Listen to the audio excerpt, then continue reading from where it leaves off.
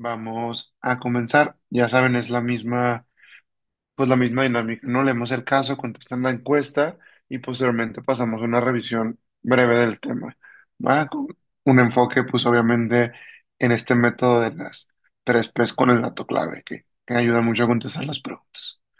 Entonces, es una mujer de 49 años, tiene diagnóstico de artritis reumatoide, está en tratamiento con infliximab desde hace un año, que acude por dolor toracolumbar de 3 meses, o sea, fiebre vespertina y pérdida de peso no intencional. Refiere tos seca intermitente sin hemoptisis, les muestran los signos vitales, les muestran la exploración física y les muestran pues, los estudios de laboratorio también, biometría hemática, PCR, un estudio de imagen, una resonancia magnética de tórax. Es un estudio un poco eh, raro, y una prueba de tuberculina, además de una vaciloscopía pendiente. Y la primera pregunta dice, ¿qué hallazgo adicional apoyaría el diagnóstico de la patología de base?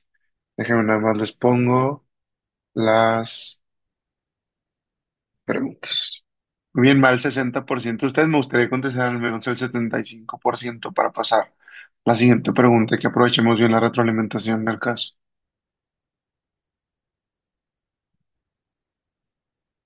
Muy bien. La siguiente pregunta dice, ¿qué estudio es prioritario para confirmar la patología activa en este escenario?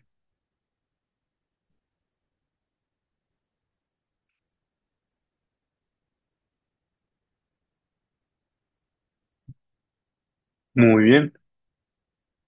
Y la última pregunta dice, es importante considerar lo siguiente sobre los posibles efectos adversos del manejo de esta patología.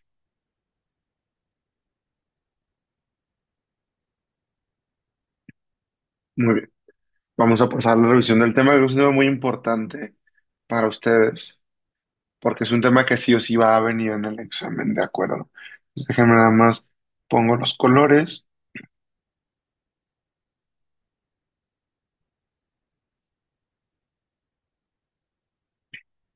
Muy bien, entonces, ¿quién es nuestro paciente? Les mencionan que es una mujer de 49 años, es una mujer joven, pero sí les menciono un antecedente importante, que es una mujer que tiene artritis reumatoide.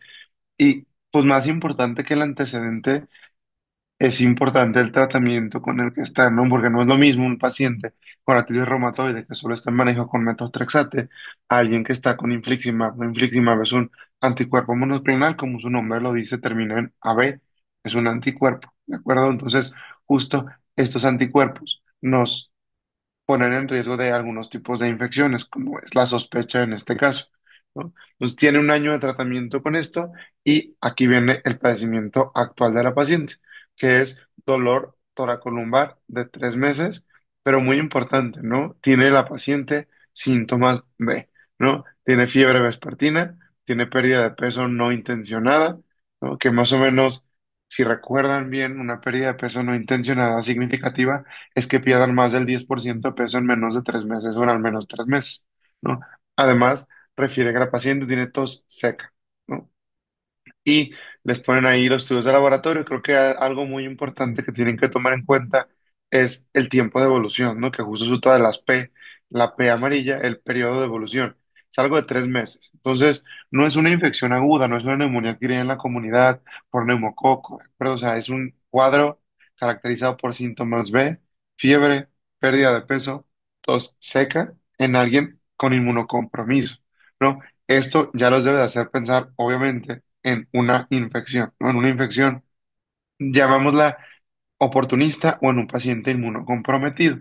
Entonces, aquí les pongo los estudios de laboratorio de la paciente, tiene una hemoglobina de 10,5, tiene un hematocrito de 32, tiene una PCR elevada y, digo, lo que me parecía curioso, pues es el estudio de imagen, ¿no? Normalmente, cuando alguien tiene tos, pérdida de peso, etcétera, inicias con una tomografía de tórax, ¿no? Que es mucho mejor una tomografía que una resonancia para evaluar el parénquima pulmonar, ¿no? Pero importante, no hay un infiltrado reticular en el lóbulo superior derecho, o sea, el paciente tiene pues un infiltrado pulmonar, ¿no? Compatible muy probablemente con infección. No les dicen que tiene broncograma aéreo, ¿no? Que sea lobar, como para pensar en algo, pues adquirido en la comunidad, ¿no? Y les mencionan que tiene destrucción de cuerpos vertebrales, de T10 a T12 con abscesos paravértebrales, ¿no? Después hay una prueba de tuberculina que deben recordar que es una prueba que debemos de tomar con reserva en pacientes inmunocomprometidos, ¿no? Y al final la tuberculina es una prueba de tamizaje y una vaciloscopía que está pendiente. Y la pregunta dice, ¿qué hallazgo adicional apoyaría el diagnóstico de la patología de base? Y la mayoría de ustedes se fue, pues evidentemente, por dos diagnósticos, ¿no? Una tuberculosis pulmonar o, me parece, que una gamapatía monoclonal. Creo yo que del tipo, obviamente, de mieloma múltiple. Lo que los puede haber confundido porque, evidentemente, esta es una paciente en riesgo de y que muy probablemente tenga tuberculosis pulmonar y además tuberculosis vertebral, ¿no? Obviamente vieron la frase de destrucción de cuerpos vertebrales con anemia. Obviamente eso podría corresponder a alguien con mieloma múltiple, pero recuerden que tienen que ver a su paciente, ¿no? Es una mujer joven, ¿no?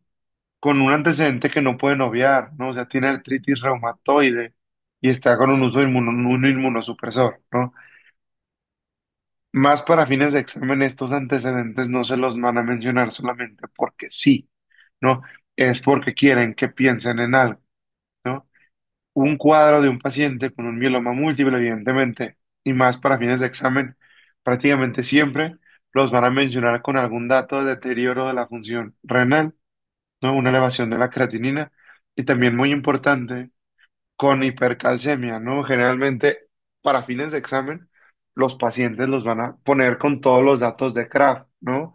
Calcio, riñón, anemia y hueso, ¿no? Espero en el hueso muy importante, o sea, no solo van a mencionar para que ustedes sospechen mieloma múltiple, en destrucción de cuerpos vertebrales, no. Les tienen que mencionar lesiones líticas en el esqueleto axial y apendicular, les tienen que mencionar lesiones en sal y pimienta, en una radiografía de cráneo, ¿de acuerdo? Entonces, no, no es una paciente en el que sospeches también. Para fines de examen, mieloma múltiple generalmente lo vemos después de los 50, 60 años, no es una patología mucho más frecuente en pacientes de la tercera edad. Y muy importante, ¿no? Si bien los pacientes con mieloma múltiple pues pueden tener obviamente infecciones, ¿no? Por esta, pues, inmunosupresión al no poder producir de forma adecuada inmunoglobulina. Aquí les dan un dato que creo yo que es importante, que es que tiene un absceso paravertebral, ¿no? O sea, en un paciente que tiene fiebre, pérdida de peso no intencionada, absceso paravertebral, datos de neumonía, ¿no? Atípica, pues esto muy probablemente alguien inmunosuprimido es una tuberculosis pulmonar, ¿no? También es bien importante que sepan que el mieloma no da síntomas B, ¿no? El mieloma no da fiebre vespertina, puede dar pérdida de peso, sí, pero no da tos, ¿de acuerdo? Entonces, es algo que tienen que tener muy claro para que no caigan, porque más o menos la mitad sí contestó la respuesta correcta, que la respuesta correcta, evidentemente, pues era presencia de bacilos ácido alcohol resistentes en el esputo, ¿no? Entonces, justo. Esta era la respuesta correcta. Algunos de ustedes se fueron, ¿no? Por este infiltrado medular con células plasmáticas atípicas. Y también recuerden, ¿no? Que el diagnóstico de mieloma se hace por biopsia de hueso, no por un aspirado, ¿no? Y se deben de mencionar al menos más de 10% de células plasmáticas en el hueso. No, sí es importante también el número. Obviamente, presencia de levaduras te hablaría más sobre una infección fúngica, que tampoco parece el caso porque en las infecciones fúngicas generalmente para fines de examen les van a mencionar algunos antecedentes epidemiológicos importantes de exposición, ¿no? Asimismo, si quieren que piensen, por ejemplo, en aspergilosis, pues va a ser en un paciente con neutropenia prolongada, generalmente leucemias en inducción, ¿no? Si quieren que piensen en algunas otras infecciones fúngicas pulmonares como cocci o histo, les van a mencionar el antecedente epidemiológico de dónde estuvieron, ¿no? Cuevas, desiertos, ¿no? O también si quieren que piensen en mucormicosis invasiva, paciente diabético, ¿no? Con alguna úlcera en la cara. Entonces, sí es bien importante que, pues recuerden que el paciente les va a decir mucho, ¿no? Entonces, no, no era mieloma múltiple, pero bueno, es importante porque hacemos tanto énfasis y tanto hincapié en esto, pues de las 4P, ¿no? Entonces, bien, como bien dice Luis Diego, ¿no? La tuberculosis vertebral se le conoce como el mal de Pot. ¿no? Entonces, hasta aquí hay alguna duda de por qué sí tenían que haber pensado en tuberculosis y no en mieloma múltiple.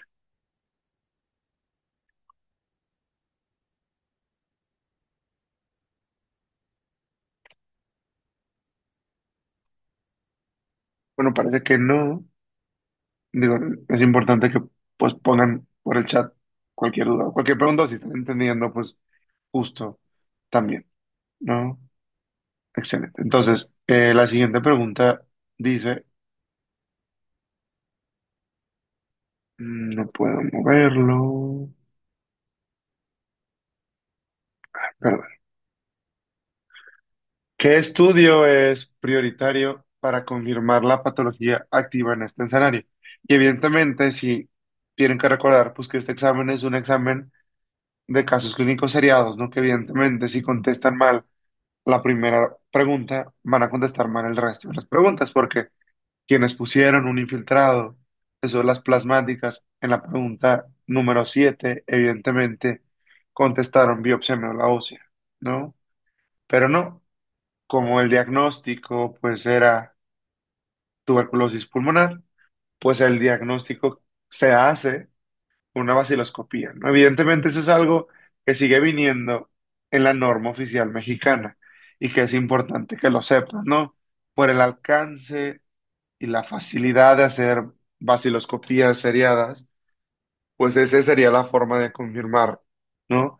Pero si nos vamos a la prueba que diagnostica tuberculosis pulmonar, hoy por hoy sabemos que es, pues, el cultivo, ¿no? Necesitamos evidenciar que el bacilo, este bacilo de la tuberculosis, Mycobacterium tuberculosis, crezca en un cultivo, ¿no? Pero norma oficial mexicana sí lo sigue rigiendo, que el estudio prioritario para confirmar el diagnóstico, pues es una vaciloscopía seriada, ¿no? Con bacilos ácido alcohol resistentes o positivos en la tinción de bar, ¿de acuerdo? Esa sería, este, pues la prueba correcta. Ejemplo, y algo que también quiero hacer es un poquito de hincapié, que en pacientes con inmunosupresión, es algo que es bien importante, pues hay diferentes puntos de corte del PPD, ¿no? En este caso, en pacientes con inmunosupresión, con el uso de este tipo de medicamentos, que si bien recuerdan, el infliximab es un inhibidor del factor de necrosis tumoral alfa, el punto de corte de, de un PPD positivo es mayor a 5 milímetros, ¿no? Entonces, si somos estrictos, pues sí tienen que conocer en qué pacientes el PPD es positivo arriba de 5, en qué pacientes es positivo arriba de 10 y en qué pacientes es positivo arriba de 15, porque obviamente también les va a dar mucha luz para qué respuesta tienen que contestar, ¿vale? No sé si hasta ahorita hay alguna pregunta con la pregunta número 2. Dice... El infiltrado reticular es característico de tuberculosis.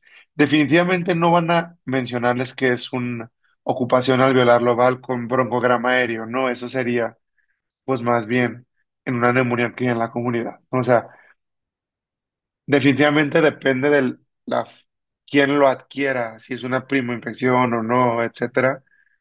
Les pueden encontrar hasta un infiltrado reticular sugerente de una tuberculosis miliar, pero también recuerden, ¿no? Cavernas, ¿no? Si les mencionan cavernas es muy sugerente de tuberculosis, pero no es la única forma de presentación, ¿no?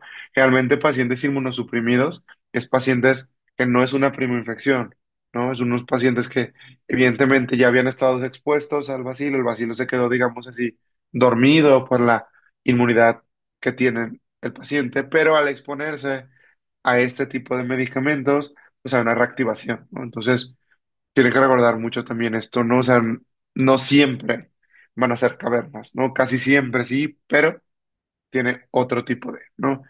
Y sí, o sea, como pueden aspergilosis también da cavernas, sí, ¿no? O sea, la verdad es que o sea, no toda caverna es tuberculosis, por eso es muy importante que vean al paciente, ¿no? La verdad es que no es clásico de la aspergilosis que te cause cavernas, la verdad es que es raro, ¿no? Pero importa más justo la P de paciente, ¿no?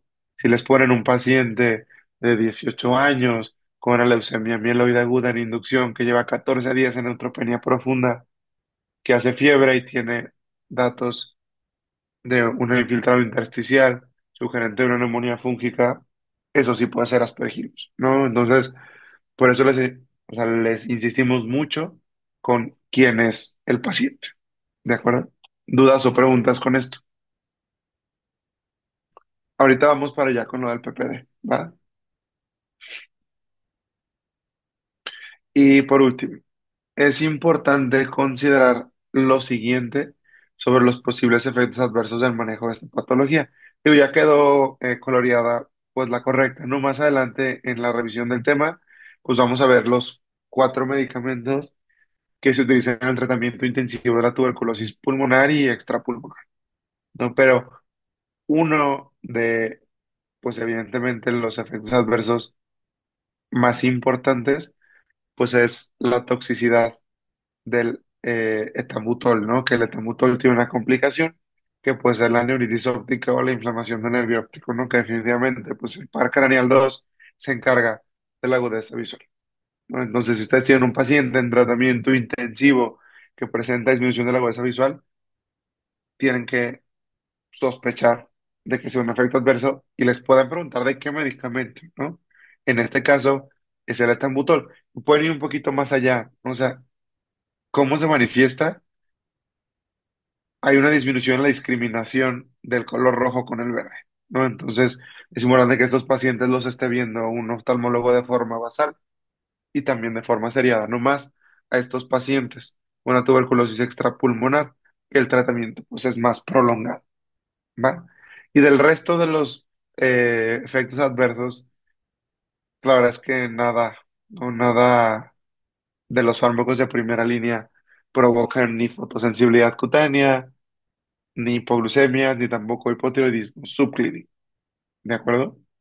¿Dudas o preguntas hasta aquí? Si no, déjenme borro todo para pasar ya a la revisión del tema. Entonces, justo es lo que me habían preguntado hace eh, un poco, ¿no? Por eso les dije, esto lo vamos a ver pues en la revisión del tema. ¿Cuándo consideran positivo una prueba de la tuberculina o un PPD? ¿No? Obviamente, en pacientes que no cumplen ninguno de los criterios ni de la primera ni de la segunda columna, o sea, pacientes sin factores de riesgo, un PPD va a ser positivo solamente cuando la induración sea más de 15 milímetros, ¿no? Más de 10 milímetros, individuos que provienen de zonas de alta prevalencia, ¿no? Donde la tuberculosis, digamos, aquí sea endémico, que aquí nos metemos en un problema, porque considerarías o no a nuestro país como endémico, probablemente sí, ¿no? Trabajadores de la salud, ¿no? Poblaciones cerradas, pacientes en prisión, pacientes con uso de drogas, ¿no? Pacientes con acloridia, pacientes con diabetes mellitus descompensada, pacientes con falla renal y pacientes familiares que vivieron con personas con tuberculosis pulmonar activa, todos esos se engloban en el de 10 milímetros, ¿vale? Y por último, más de 5 milímetros, obviamente son pacientes con mucho más riesgo de reactivación, ¿no? Por eso algo tan pequeño lo tomaríamos como positivo. Pacientes que viven con VIH, pacientes contactos recientes de tuberculosis pulmonar activa, pacientes con radiografía de tórax con sospecha de una tuberculosis pulmonar antigua, pacientes inmunosuprimidos, como es el caso de esta paciente, y pacientes con uso crónico de esteroides, ¿no? Y digo, depende mucho la definición. Unos que dicen que más de 15 miligramos por más de 3 semanas se podría considerar ya como un uso de esteroides que te ponen en riesgo de infecciones. ¿Va? Entonces es importante que conozcan esto porque depende del paciente, es la interpretación que le van a dar. Y recuerden que la prueba de la tuberculina es una prueba de tamizaje, ¿no? Cualquier paciente que tenga un resultado positivo de acuerdo a su riesgo, están ustedes obligados a buscar y descartar tuberculosis pulmonar, ¿no? Y si no la tuviera, el paciente tiene una tuberculosis latente que hay que tratar, ¿de acuerdo? Dudas o preguntas hasta esto del PPD.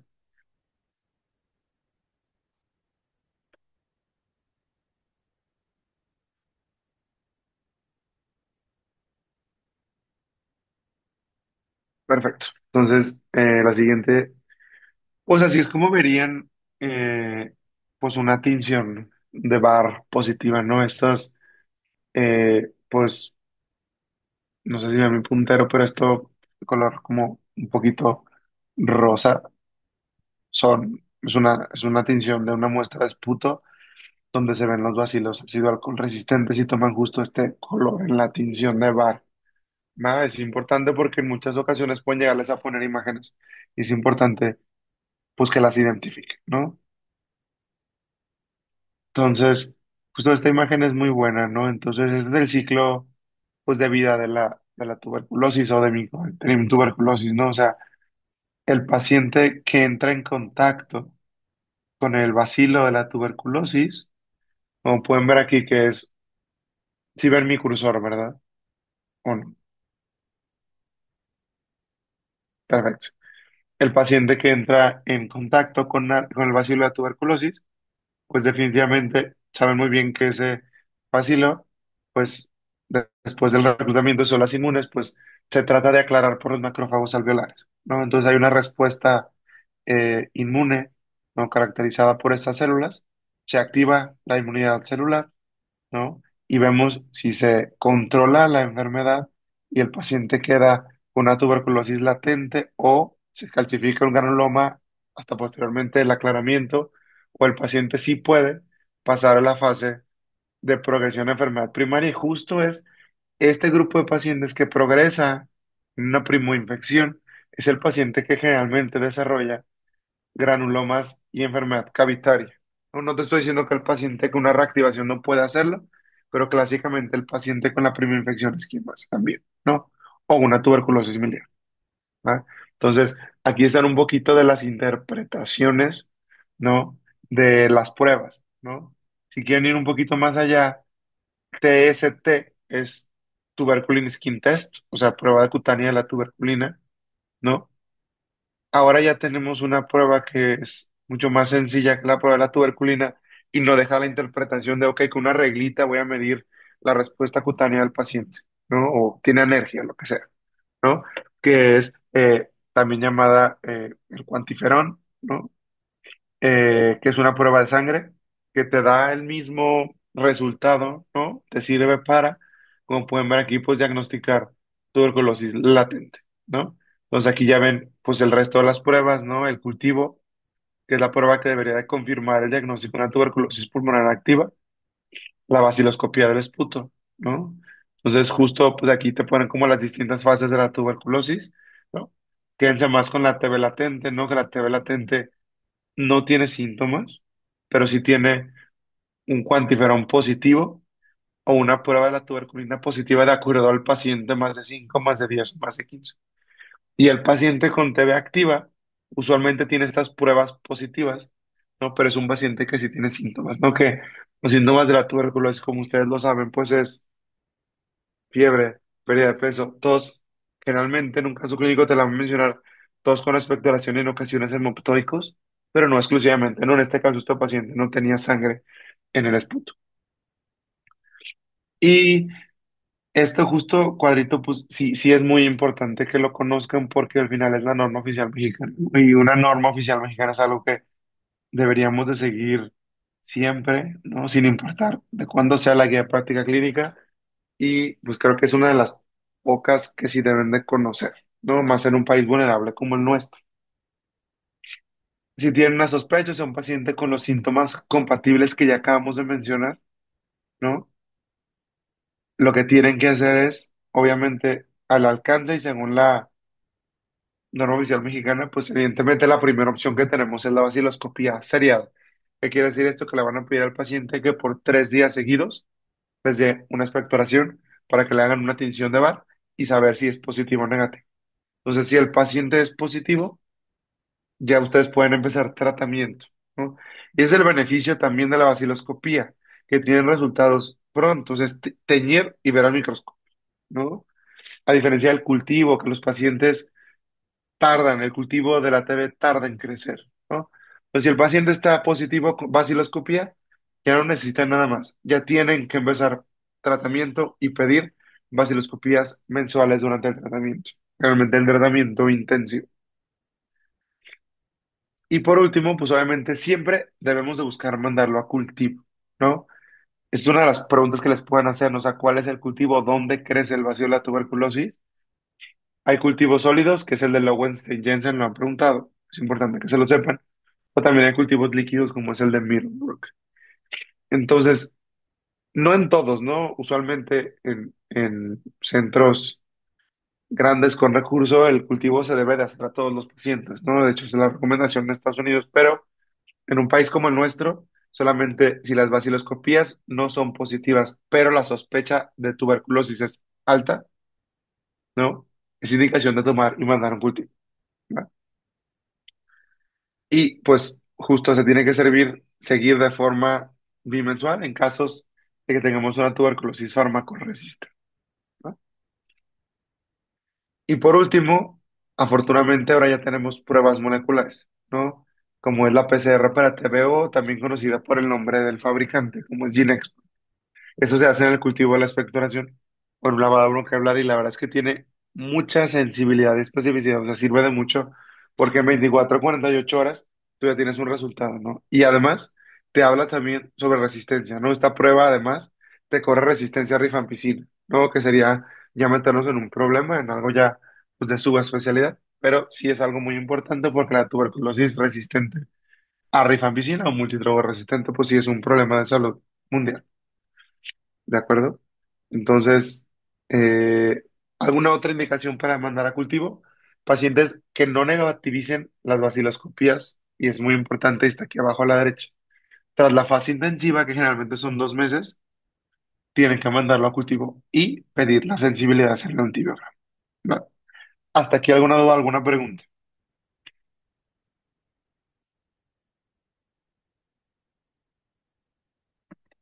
Parece que no.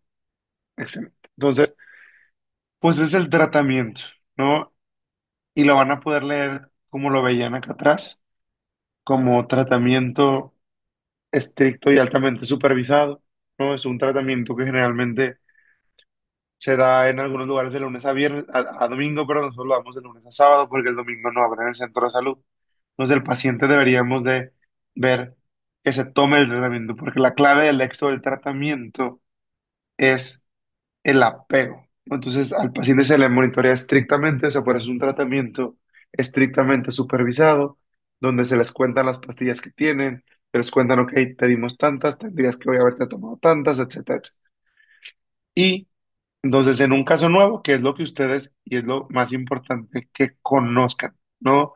Al final es una pirámide complicada, pero el tratamiento de primera línea para tuberculosis, casos nuevos, que es lo que ustedes deben de saber contestar, es un tratamiento basado en 4 fármacos, que para nuestro país la primera línea es isoniazida, rifampicina, piracinamida y etambutol, el famoso DOTMA, ¿vale?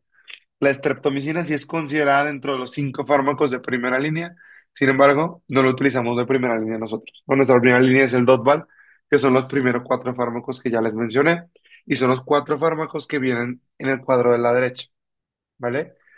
Como pueden ver, hay exámenes clínicos de monitoreo de isoniazida, ¿no? ¿Cuál es el efecto adverso más frecuente de la isoniazida? Neuritis o neuritis neuropatía periférica, ¿va? Pero también puede dar elevación de las transaminasas y reacciones de hipersensibilidad. La rifampicina también, ¿no? Elevación de las transaminasas. Etambutol, lo que hemos platicado, ¿no? Hacer una evaluación basal y posterior de la agudeza visual, porque estos pacientes pueden presentar neuritis óptica y la piracinamida generalmente puede dar pues, daño renal, ¿va? E hiperuricemia. Es bien importante que conozcan, porque les pueden poner un paciente, ejemplo, con un diagnóstico reciente de tuberculosis, que empezó un tratamiento intensivo, que recuerden que dura 2 meses, y que, no sé, al mes de tratamiento eleva la creatina y ácido úrico en 15, ¿no? Con un previo normal. Y les pueden preguntar cuál es el fármaco que probablemente le causó esto, ¿no? Y pues ahí tendría que contestar piracinamida, ¿no? Porque es el que se asocia a daño renal y a hiperuricemia, ¿no? Por el contrario, ¿no? Eh, el de la agudeza visual, bien les pudieran haber mencionado cuál era el fármaco que se asociaba a esto, ¿no? Y pues, etambutol. Y algo bien importante es que no viene en la tablita, pero lo tienen que saber, es que a todo paciente que vaya a recibir isoniazida debe recibir profilaxis con vitamina B6, con piridoxina, ¿no? Esto hace menor la neuropatía periférica, ¿no? Entonces es bien importante que todos los pacientes que van a recibir isoniazida lleven prevención con vitamina B6, también llamada, pues se me fue ya ahorita, solo sí, no con vitamina B6. Entonces es bien importante esto, ¿de acuerdo? Y por último, ese es el tratamiento que ya habíamos platicado. Como les digo, aquí en México se da de lunes a sábado. ¿Por qué? Porque es imposible o supervisar a los pacientes los días domingos, ¿no? Entonces se da de lunes a sábado, ¿no? Hasta completar 60 dosis. Y esta es la fase inicial. No creo que sea tan importante que conozcan las dosis de los medicamentos, sino que el tratamiento se divide en dos. Una fase intensiva que dura 2 meses, por eso son 60 tomas, que son 4 fármacos y que sepan cuáles son los fármacos y los efectos adversos, ¿no? Y posteriormente una fase de sostén con solamente 2 fármacos, en este caso isoniazida y rifampicina, ¿de acuerdo? Y eso se da nada más 3 veces por semana y se da por 4 meses, ¿de acuerdo? Para un tratamiento que dura aproximadamente 6 meses. Este cuadro es muy importante, no se aprendan las dosis, aprendan medicamentos, cuánto dura la fase intensiva, cuánto dura la fase de sostén, qué fármacos tiene cada uno, efectos adversos, ¿no? Y que siempre tienen que dar a quien reciba isoniazida piridoxina, no vitamina B6. ¿De acuerdo?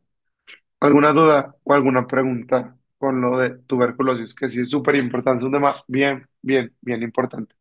Que lo identifiquen y que lo sepan tratar, a menos de primera línea, tuberculosis pulmonar.